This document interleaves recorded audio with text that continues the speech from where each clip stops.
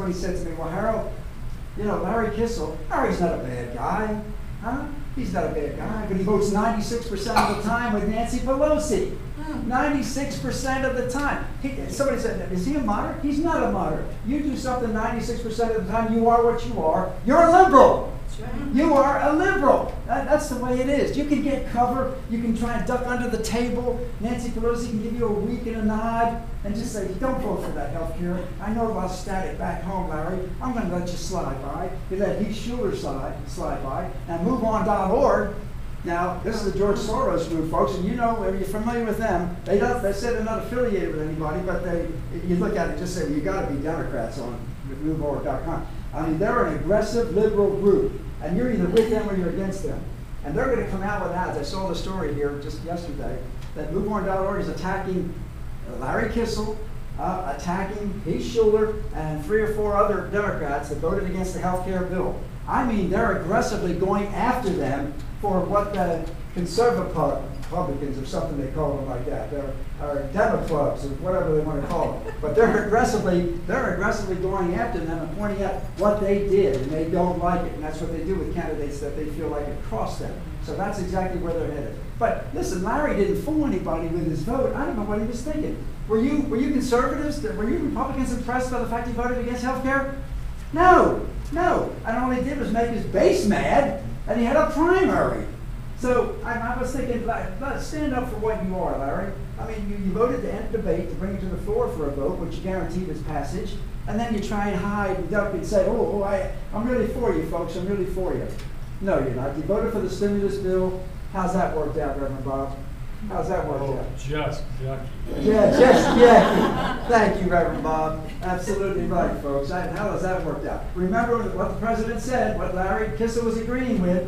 Hey, folks, we got to have this stimulus bill to keep what? Unemployment under 8%? Okay? There's a laugh. Thank you. What happened? What, went to 10%? Since the bill was passed, we lost 3.5 million jobs. And it was supposed to save the jobs. Folks, this is a case where we're just seeing not only the president, but his administration and also the Democrats just standing up and really throwing something up against the wall. If it does stick, then by golly, let's just go with it. Let's go with the American people. We don't care what they think. We don't care what they say. But the change is coming. The change is coming because the polls are indicating, again, Republicans are going to do very well. We take absolutely nothing for granted. Please don't sit in this room and think, you know what, the Republicans are going to win, don't have to vote. No, Reverend Bob would say the same thing. We got to get out there, we got to hustle. Politico.com, Real Clear Politics. Real Clear Politics, thank you very much, has called this race right now leaning Republican in the 8th District. Leaning Republican. Here I am, an outsider. I have no ties to Washington whatsoever, except to go up there and vote what you want in the 8th District. I'm not going up there to make a name for myself, to get on TV. I've been there and done that. I don't need to do that. If I can get on TV and say I'm going to bring 500 jobs to the 8th District, I'll be honored to do that. I certainly will. I'm not going up there to, if you will, follow the lead of the special interest or the lobbyists, and there'll be times when I'll differ with what my party might want me to do, because I don't think it's going to be in the best interest of you folks in the 8th District, and I won't be afraid to take that tough vote. I won't be afraid to do that. And I'm saying this to you now, if I get your vote and if I get elected, how honored I would be to serve you, and if after 2 years you don't think Harold Johnson's done the job, then you have every right to get somebody else. You have every right to get somebody else. But I promise you, I'll give it 110%.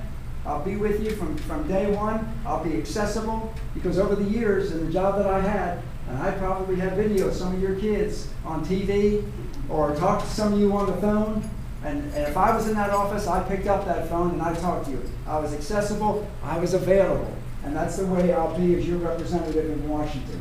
I guarantee you that. But we've got a situation in this country right now, folks. We can't sit idly by. We cannot sit idly by and just say, well, let somebody else do it. And we don't get so fed up and frustrated that we throw up our hands and say, there's nothing we can do. This is the United States of America. We can do. If that's anything about the American spirit, it's we can do. And we can make this right again. I think what this country needs right now probably more than anything. And you hear people talking about this as well. I heard some economists saying, you know what? Well, the economy's coming back. It's not coming back as quickly as we like, but this country needs a shot of confidence, a shot of Ronald Reagan confidence. Think about that great president, folks. When he looked into that camera, he looked at each one of us, and you felt so good when he said, "This is America. We can do, and we can get it done." And you believe that man. You can't look at Washington right now and see any confidence coming from Washington, D.C. right now. There's none. We shake our head. No, you can't think about it. You think about Nancy Pelosi jamming everything, piece of legislation down our throats, whether we like it or not, and it goes on and on and on. But we can stop it in November as the days wind down and as we get closer and closer. I want you all to think about that. We can take this country back. We can do it. I've had more Democrats, and I was telling Sue, I can't tell you the number of Democrats in this district that have come up to me and said, "Harold, I can't be there for you in the primary or the runoff, but I'm going to be there for you in November." And I'd come right up to them when they'd say that. And I'd put my hands on their shoulders and I'd look them in the eye and say, "Please don't tell me something you're not going to do." And they looked me back in the eye and said, "Gosh, he means it. Harold, I'll be there for you in November." That's what I'm talking about. That's what I'm saying right there.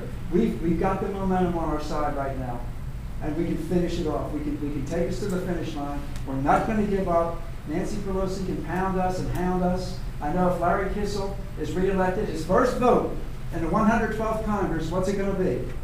To reelect Nancy Pelosi, Speaker of the House.